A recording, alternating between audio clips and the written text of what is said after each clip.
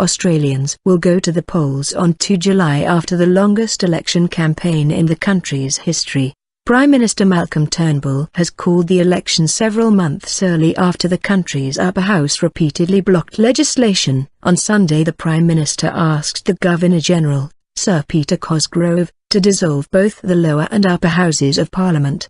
The economy, education and health are likely to dominate the campaign. The Governor-General has accepted my advice to dissolve both houses of Parliament effective tomorrow morning, and call an election for both houses, a double dissolution, on 2 July, said Mr Turnbull on Sunday afternoon. Under Australia's political system, the Governor-General is the representative of the head of state, Britain's Queen Elizabeth II. In the House of Representatives, all 150 seats will be contested, as well as the 76 Senate seats, the first time this has happened in an early election since 1987. The opposition Labour Party needs to gain 21 seats in the lower house to win power, although changes to electoral boundaries mean it nominally holds 3 of those seats already. Mr Turnbull, who heads a Liberal National Coalition, said the country faced a choice to stay the course, maintain the commitment to a national economic plan for growth and jobs,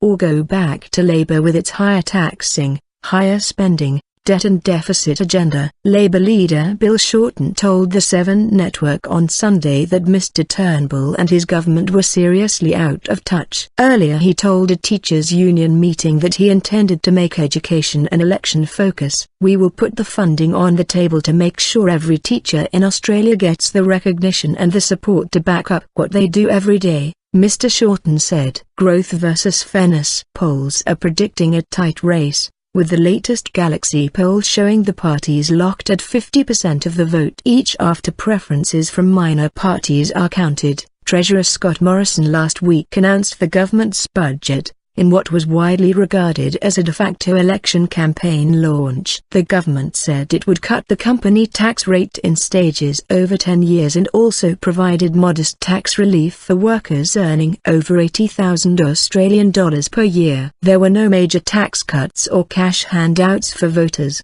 with the government keen to emphasize its economic management record. The opposition strongly criticized the plan to roll out tax cuts to all businesses, including major corporations, rather than just small companies. Labour's budget reply included large funding commitments for education and health, but the government says the plans are not properly funded.